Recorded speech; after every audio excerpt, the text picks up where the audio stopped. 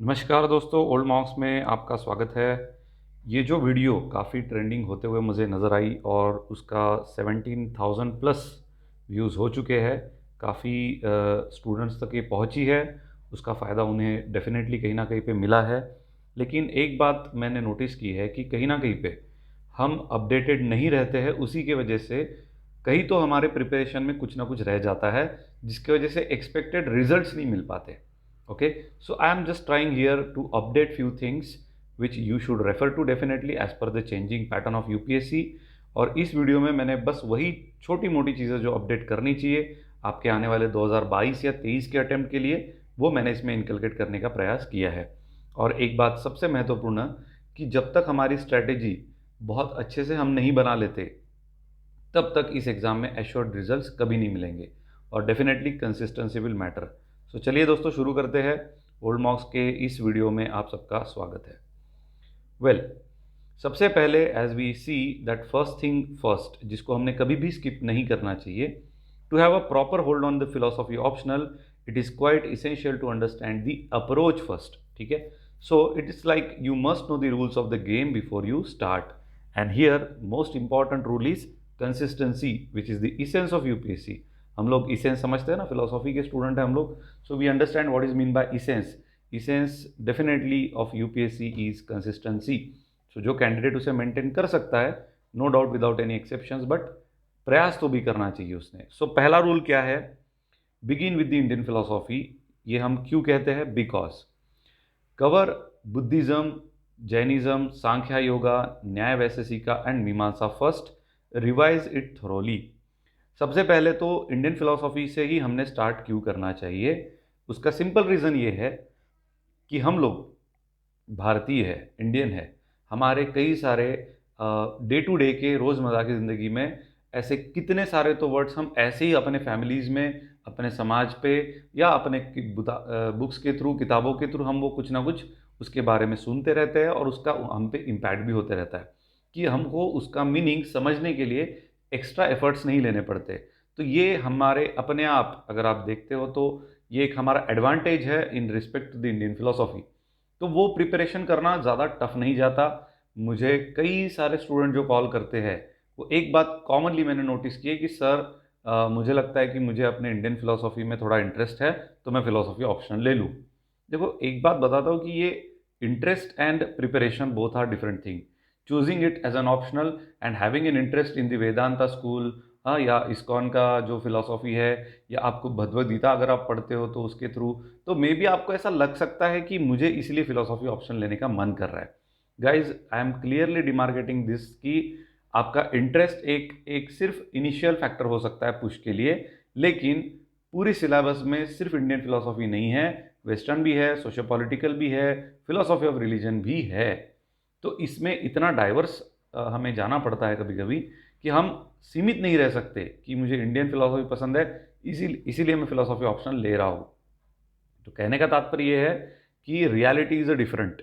If we perceive कि हमें लगता है मुझे इंडियन फिलोसॉफी अच्छा लगता है इसीलिए मैं ऑप्शन ले रहा हूँ, तो शायद ऐसा हो भी सकता है कि वेस्टर्न आपको समझ में ही नहीं आएंगे, क्योंकि उनका डायमेंशन ऑफ थॉट हमारे इंडियन फिलोसोफर से थोड़ा डिफरेंट है। भले ही बहुत हमारे कंपैरिजन में बहुत ही छोटा क्यों ना हो, लेकिन उस लेवल पे भी उन्होंने काफ़ी अच्छा काम किया है। So we need to acclimatize कि ये चलो हमें इसे भी समझना पड़ेगा, because because without which you are not going to score better. So Indian philosophy से स्टार्ट करने का सबसे बड़ा एडवांटेज ये है कि आप सब्जेक्ट से फैमिलियर होते हो, डर नहीं रहता। अपने फैमिलियर वर्ड्स को देखने के बाद, उसका सही मीनिंग रीज़न के ग्राउंड पे समझने के बाद बहुत कुछ अच्छा फील होता है कि चलो मैं कुछ अच्छा सब्जेक्ट पढ़ रहा हूँ, because it will definitely add in to your knowledge.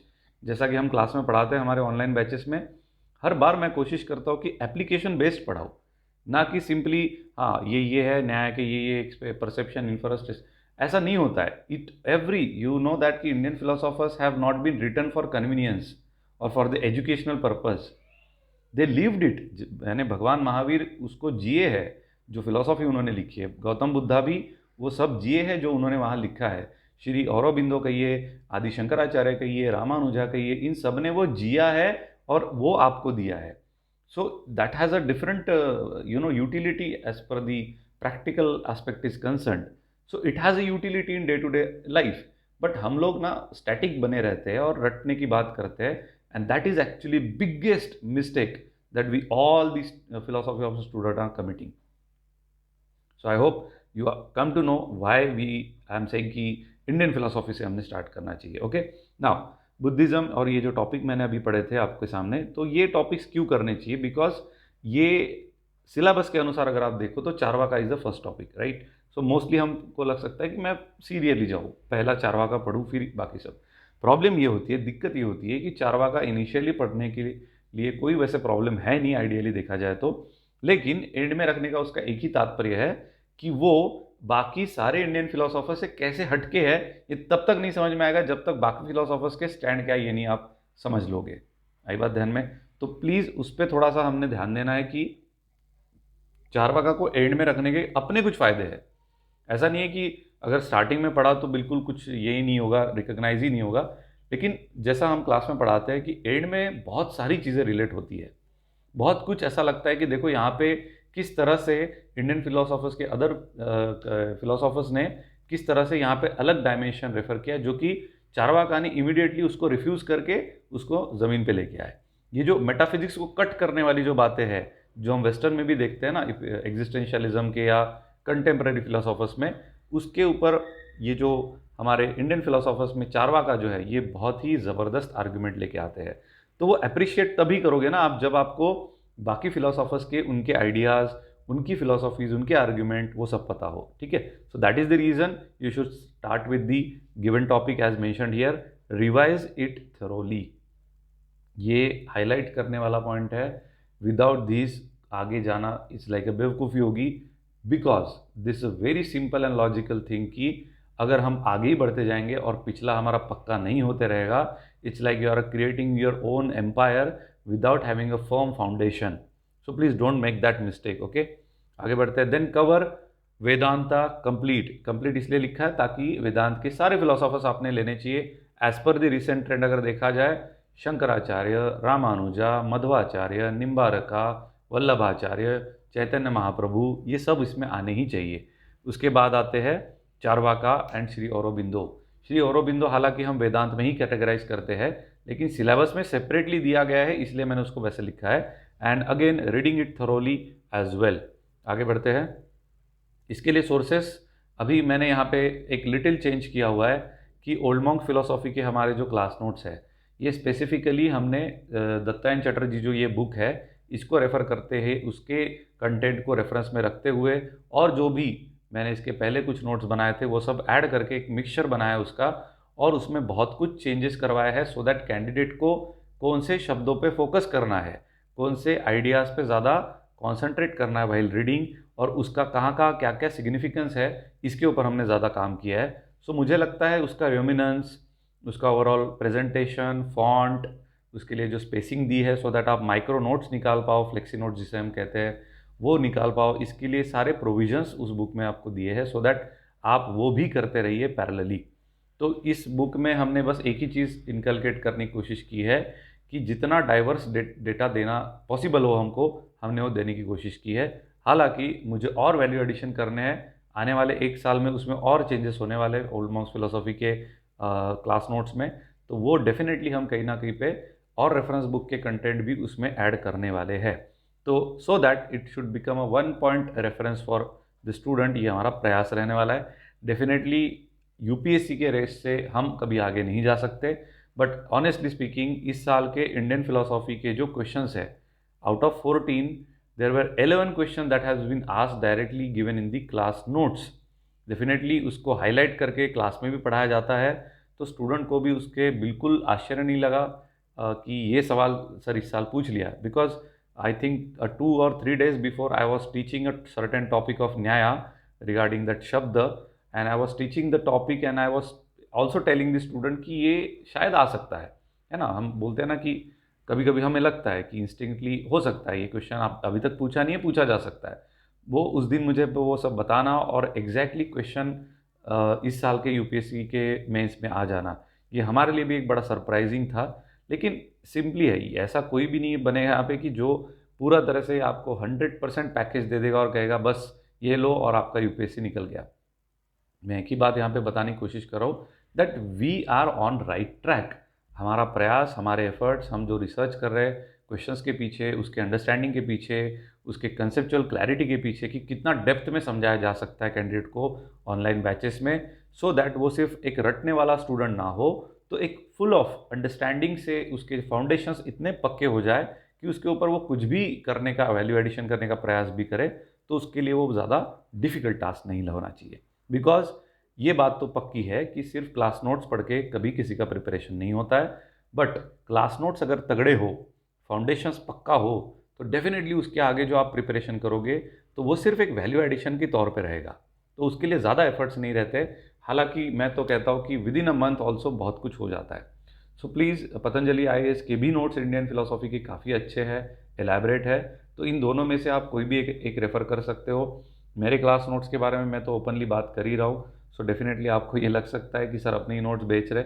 C, this is not about making a business, this is simply about a what is beneficial as per the present, and that's what we should need to know, and we should also do not waste our time on repeating the things।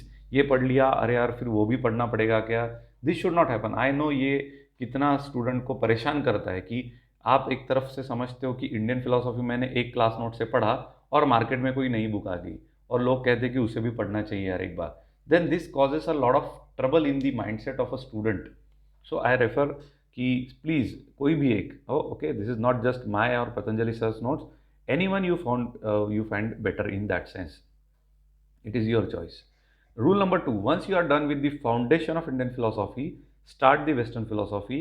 now ऐसा क्यों, देखो, why now in the sense of that कि Indian philosophy का जो हमने dimensions की बात की, उसके जो अलग अलग फीचर्स है, उसका जो मेटाफिजिक्स है, उसका जो एपिस्टेमोलॉजी है, वो दिमाग के कई सारे हिस्सों को खोल देता है।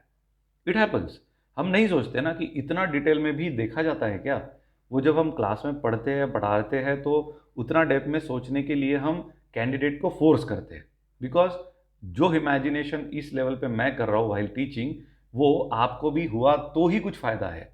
Otherwise this is just like Wittgenstein बोलते हैं ना, लैंग्वेज गेम है, वो सिर्फ एक गेम हो जाएगा आपके लिए। You will not get to know कि एग्जैक्टली उसकी कंसेप्ट क्या है, किस तरह से हम उसको रियल भी कहते हैं, अनरियल भी कहते हैं, उसके बीच में कहाँ से वो एक आर्गुमेंट निकाल के लाते हैं जिसके बेस पे आपको पूरी फिलॉसफी पलट जाती है। ये जो स्टाइल है ना, ये इंडियन में जैसी है वैसे आपको वेस्टर्न में नहीं मिलेगी। ये बहुत फ़ायदेमंद होता है, इसीलिए इंडियन के बाद इमिडिएटली वेस्टर्न हमने स्टार्ट करना चाहिए after the proper revision of Indian philosophy. तो revision is the most important aspect. Cover one by one starting from the Plato to Hegel. Plato से लेके हेगेल तक, यानी डेफिनेटली रैशनलिज्म, एम्पिरिसिज्म, इनके तीन तीन छः philosophers, then Immanuel Kant and then Hegel, and revise it thoroughly. इसको बहुत अच्छे से रिवाइज कर लेना है, ओके, कैसे भी इसके कंसेप्ट हो आपको इसको समझ लेने हैं, पूरे डिटेल में बैकग्राउंड इसके जान के ही आप स्टार्ट करें। जैसे हम क्लास में पढ़ाते हैं कि अभी रिसेंटली हमारा वेस्टर्न फिलोसॉफी का क्लास चल रहा है, तो प्लेटो के बारे में मैंने एक लेक्चर तो पूरा ब्रीफ बैकग्राउंड ही पढ़ाया, कहीं पर भी उनके थ्योरी ऑफ आइडियाज़ एक्सप्लेन नहीं किए पूरे डिटेल में, कहीं पे भी ये कॉपी थ्योरी, कहीं पे भी पार्टिसिपेशन थ्योरी, कहीं पे भी कुछ भी हमने ऐसा स्पेसिफिक ये नहीं किया, लेकिन ऑलमोस्ट इन सब टॉपिक पे टच कर दिया है।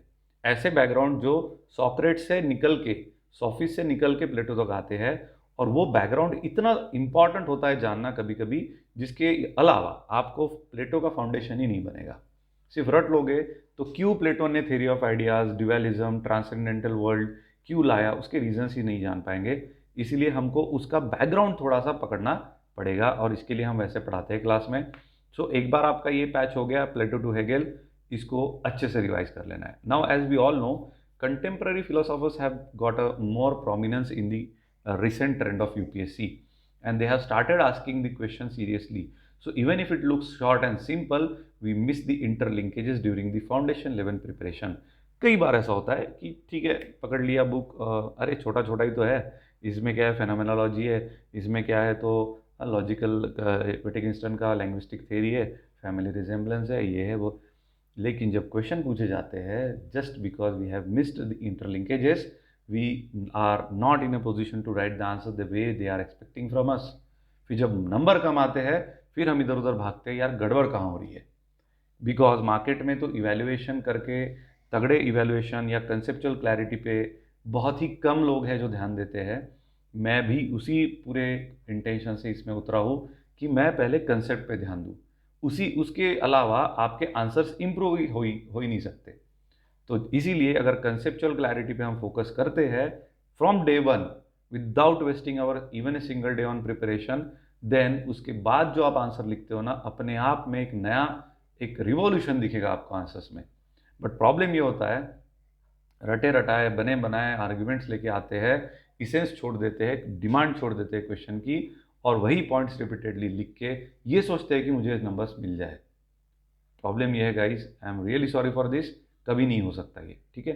You will never get a good marks if you keep on preparing in the same way which you use to prepare in the earlier days. So you will be getting the same marks again which you used to get earlier. Okay, so reference book is essential to cover various dimension of this topic. Now you are done with the foundation of paper 1. Well, contemporary के लिए कोई reference book नहीं है, इसीलिए old monk philosophy का जो हमने class notes बनाया है, जो मैंने कई सारे इंटरनेट के अलग अलग रिसोर्सेस, रिसर्च पेपर वहाँ से डाउनलोड करके इसके जो सिलेबस है हमारा यूपीएससी का कंटेम्प्ररी का, उसके रेलेवेंस में हर वो टॉपिक मैंने उठा उठा के उसमें डाला है, सो दैट वो कॉम्प्रहेंसिव भी लगे, टॉपिक वाइज भी लगे, और उस टॉपिक से रिलेटेड और कोई डायमेंशंस जो है वो भी उसमें आने चाहिए। ये मैंने प्रयास किया है। I don't know whether I am doing it accurately or not, but my intention is simple to help you guys in at least a thorough preparation as far as the syllabus given by UPSC. मैं उसके beyond तो जाने वाला नहीं हूँ, जाना भी नहीं चाहिए, बट जितना वहाँ पे दिया है सिलेबस में, उसके कंटेक्स्ट में जितना रेफरेंस मटेरियल इंपॉर्टेंट है, मैंने उसमें इनकलकेट करने का प्रयास किया है। So ultimately this all is just कि कंटेम्प्ररी के जो नोट्स है हमारे वेस्टर्न फिलोसॉफी के बुक में, वो मुझे ऐसा लगता है कि बहुत यूज़फुल होंगे। इस साल भी उसमें से कई क्वेश्चंस यूपीएससी के रेफरेंस से पूछे गए हैं। हालांकि डायरेक्टली तो मैं कभी नहीं बोल सकता इसमें, बट एटलीस्ट वो जो टॉपिक मेंशन है, चाहे वो हेगेल का सवाल हो, प्लेटो एरिस्टोटल का सवाल हो, ओके, लॉक बर्कले ह्यूम का सवाल हो। हालांकि लॉक का जो क्वेश्चन आया है इस साल, जो एक कंपलसरी क्वेश्चन नंबर 1 में पूछा गया है रिगार्डिंग द पर्सनल आइडेंटिटी, वो तो वैसे भी किसी रेफरेंस बुक में नहीं मिला, वो एक रिसर्च पेपर में मुझे कहीं तो मिला है, लेकिन वो उसका मैंने इंटरनेट का सोर्स ही आपको मेंशन किया है। वो आप मुझे अगर रेफ़र करना चाहते हो उसका कंटेंट, तो मैंने एक उसके ऊपर वीडियो बनाई है, क्वेश्चन नंबर 1 का analysis of this year UPSC mains, तो वो आप उस वीडियो को जाके देख सकते हो। सो कहने का तात्पर्य ये है कि 70% 80% प्रिपरेशन अच्छे से होने का प्रयास इस हमारे क्लास नोट्स के थ्रू हमने किया है। So definitely old monk philosophy के जो नोट्स है या मित्रा सर के भी नोट्स है, they are good to start with, cover it with in a maximum 18 to 20 days. अगर ये कवर हो जाते हैं आपके अच्छे से उस स्पीड से, तो डेफिनेटली, अगर देखो सिंपल होता है ये 18 डेज जो भी मैं लिख रहा हूँ ये प्रैक्टिकल है, लेकिन कब प्रैक्टिकल है? जब कंसेप्ट आपको समझ में आ जाए। आप कहोगे कि मैं पूरा रीड करूँगा और मुझे समझ में आ जाएगा। देखो बॉस, अगर आपका चाहे इंडियन अच्छा हो, चाहे आपका वेदांत अच्छा हो, चाहे आपका भगवद गीता अच्छा हो, इसका मतलब ये नहीं है कि वेस्टर्न भी उसी ताकत से आपको समझ में आएंगे, because there is a gap, there is a huge gap in between these two. कौन किस लेवल पे बात कर रहा है? जैसे हमने कहते कहते शंकराचार्य पढ़ाते हुए क्लास में बताया था कि इसी से प्लेटो निकला है, इसी से हेगेल निकला है, इसी से इमैनुअल कांट निकला है, ये आर्गुमेंट से लेके एग्जिस्टेंशियलिस्ट निकले हैं। तो अपने आप में स्टूडेंट को ये लिंक हो जाता है कि अच्छा फिर वो लॉजिकल पॉजिटिविस्ट इस पॉइंट पे बात करें, वो भी शंकराचार्य के पूरी फिलॉसफी में किस लेवल पे वो है, वो आपको इमीडिएटली पिन पॉइंट हो जाता है। Same is the case of Plato, same is the case of Immanuel Kant. इसका बेनिफिट ये होता है कैंडिडेट को कि उसके जो माइंड में एक मैप बनना शुरू रहता है ना, वो एक प्रॉपर, जैसे कहते हैं कि रिजिड एक ऑर्गेनिक स्ट्रक्चर बन जाता है, जो फिर एक्चुअल एग्जाम में बहुत ही यूजफुल होता है। कोई माइंड मैप बुक में लिखे है वो आप रटोगे, कोई फायदा नहीं होगा।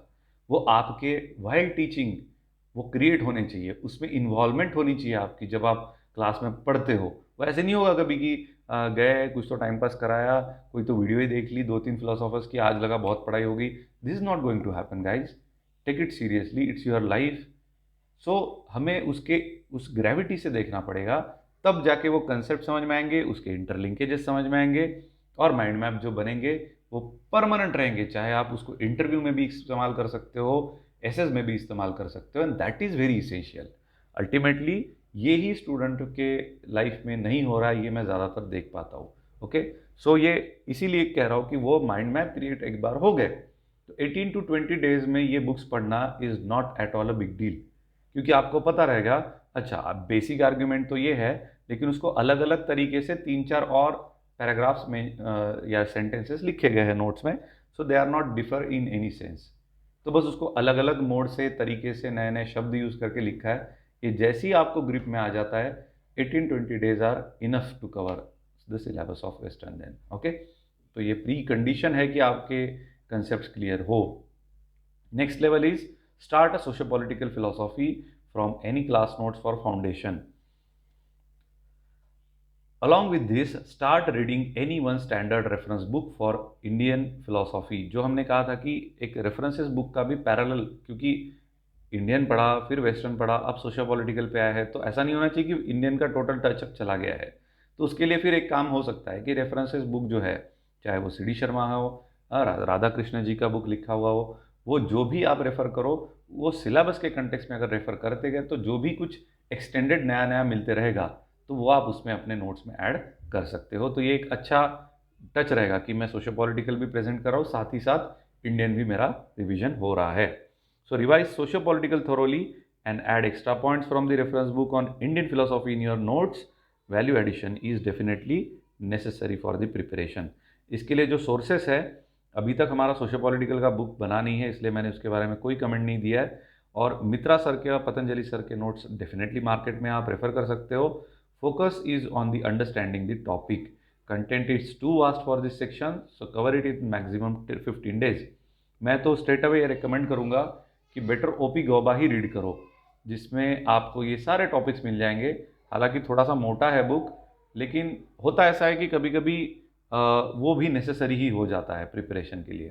तो इमिडिएटली क्विकली आप उसको भाग के पढ़ोगे तो डेफिनेटली आपको उसका फ़ायदा हो ही जाएगा। मित्रा सर के नोट्स में कुछ मिस्टेक्स है तो वो कंसिडर करने पड़ेंगे आपको प्रिपरेशन में, अगर वैसा फेस होता है तो। ठीक है, आगे बढ़ते हैं। And last rule, that is rule number 4, start reading the reference book on western philosophy, gather the facts from it and right it in your notes. क्योंकि सोशो पॉलिटिकल कंप्लीट होते होते इंडियन का भी रेफरेंस बुक रीड होना mandatory है, उसके value addition होना important है। Search for interlinkages, they exist, you must observe. तो ये क्या होता है, वेस्टर्न फिलोसॉफी जो क्लास नोट्स में पढ़ाई है उसका जो एक बेसिक ये हो जाता है, या आप जो भी सेल्फ प्रिपरेशन भी करना चाहो तो भी आपको इंटरलिंकेजेस दिखने चाहिए, बिकॉज वो होते हैं। Revise socio political along with this, because वो इम्पॉर्टेंट हो जाता है। सोर्सेस, वाई मसीहा से आप वेस्टर्न रेफर कर सकते हो।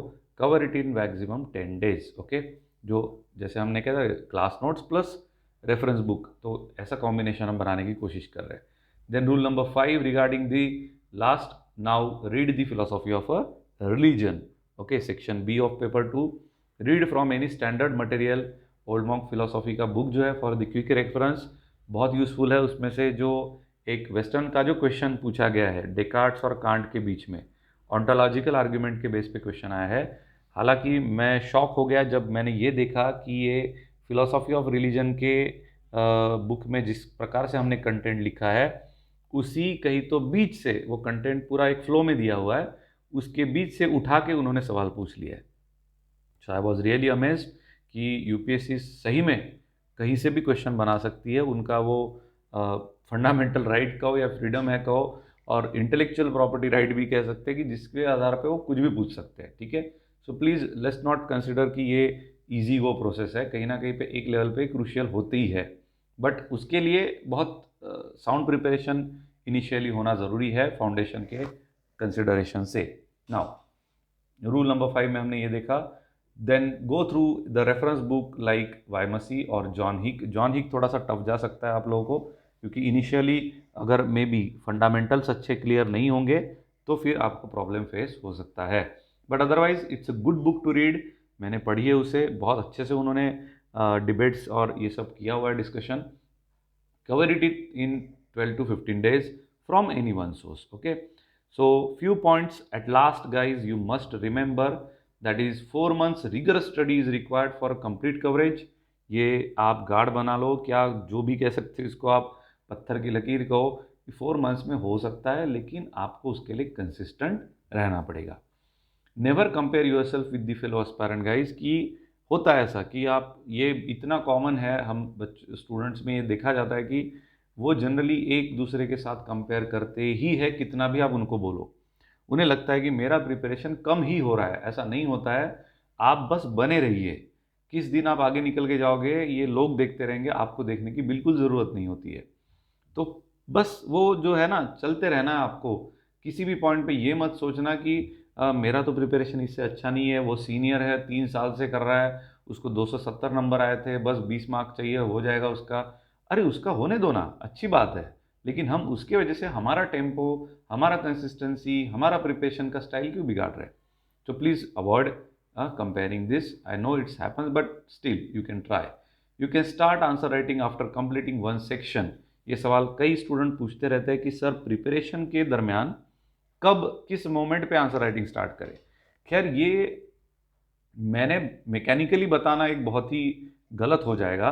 मेरा एक ही मकसद है कि यहाँ पे अगर आपका अंडरस्टैंडिंग बन जाता है ना, तो कैंडिडेट खुद से भी क्वेश्चन पेपर देखता है प्रीवियस ईयर के, तो उसे एक कॉन्फिडेंस जनरेट होता है कि अरे ये तो मैंने समझ लिया है, we have got thoroughly discussed all the dimensions of this topic, तो मैं इस पे सवाल का जवाब लिख सकता हूँ। I know the content what is to be written. तो उस मोमेंट पे आप आंसर राइटिंग के लिए रेडी हो, ये समझ लो। लेकिन कहीं पे भी आपको ऐसा लगता है ये कंटेंट, ये क्वेश्चन मुझे समझ में ही नहीं आ रहा है कि इसमें क्या लिखना है, तो एक बात तो पक्की है कि आपको अभी तक कंटेंट समझ में नहीं आया है। कहीं ना कहीं पे कंसेप्ट्स में आपका अभी भी लैकिंग है, ये उसका प्रमाण है। तो प्लीज़, आंसर राइटिंग का कोई ऐसा स्पेसिफिक पॉइंट नहीं है। सेक्शन पूरा होने के बाद ये इसीलिए लिखा है ताकि एटलीस्ट उसका ऑर्गेनिक स्ट्रक्चर, इंटरलिंकेजेस, चारवाका का अगर जैना के साथ कंपैरिजन हो, तो ये सब हम तभी कर सकते हैं जब पूरा एंटायर सेक्शन हमारा कवर होके रहेगा। ओके, सो वो मोमेंट रहेगा आंसर राइटिंग का जब क्वेश्चन देख के ही लगता है अरे ये तो हमने पढ़ा है क्लास में, या हमें पता है इसका कंटेंट क्या है, और मैं उस बेस पे इमीडिएटली लिख सकता हूँ। ये मेरा कॉन्फिडेंस, ऑब्जर्वेशन बेस्ड, इसी को कह सकते हैं कि हम आंसर राइटिंग इस मोमेंट से स्टार्ट हो सकती है। ठीक है, don't directly jump on to the higher level, things will fall in place, have patience. Obviously ये सारी बातें पेशेंस के साथ ही बनाई जाती है। इसके लिए आप कभी भी फोर्स नहीं कर सकते हो।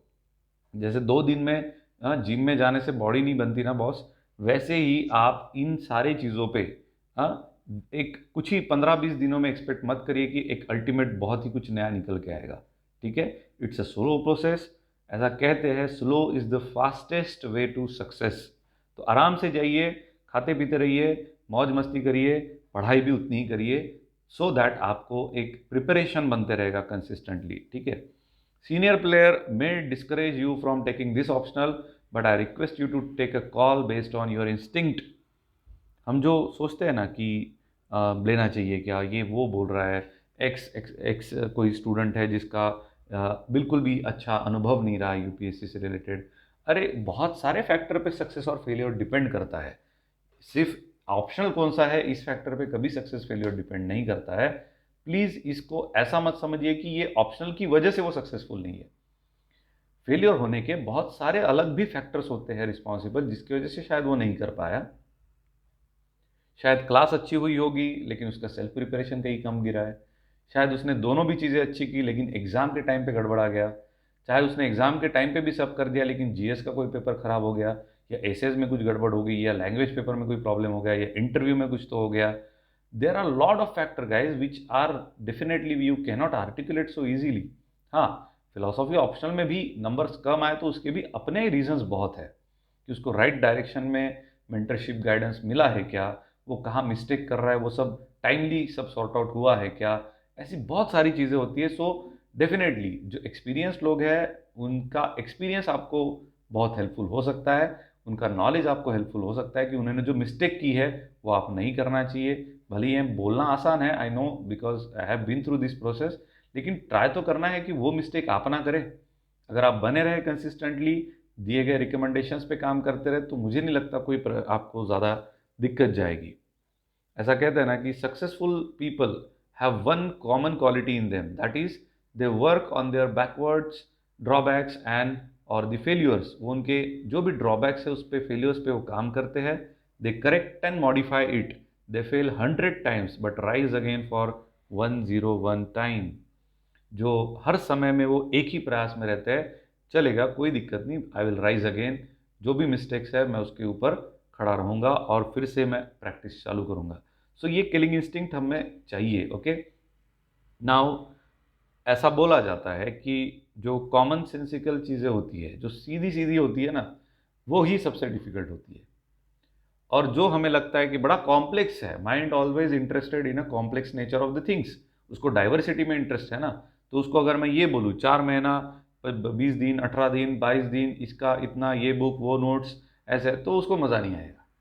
Mind have a tendency to unnecessarily go into some odd things where he will always show off or she will show off that they are in a trouble, they are not getting the path, they are still lost। ये भी एक नया ही change मैं देखता हूँ society में या youth में अपने देश के, कि जहाँ पे वो अभी भी इसी पर्टिकुलर इसमें उलझे हुए हैं कि मुझे कौन बताएगा कि मेरा प्रिपरेशन अच्छा हो रहा है या नहीं। अरे ये आपको यूपीएससी बता देगी, why you are looking for someone else. UPSC will tell you whether you are on right track और नॉट, बट तब तक आपने जो डिसाइड किया उस पर तो वॉक करिए। And that is the biggest thing blunder that most of the student are making in this preparation. So एक ही चीज़ boss, common sense.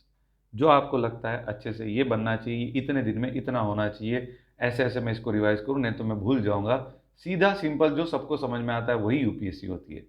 But problem तब आ जाता है जब आप और डेप्थ में एनालिसिस, परफेक्ट डिसीजन नहीं, क्या एक्यूरेसी वगैरह इस पॉइंट पे जाने की कोशिश करते हो। एक बात ध्यान में रखिए, यहाँ कोई भी परफेक्ट नहीं है, तो आप भी नहीं बन पाओगे चाहे कितनी भी पटक लो। एक बात सुन लो, सिंपल तरीके से ही प्रिपरेशन अच्छे से होता है दोस्तों।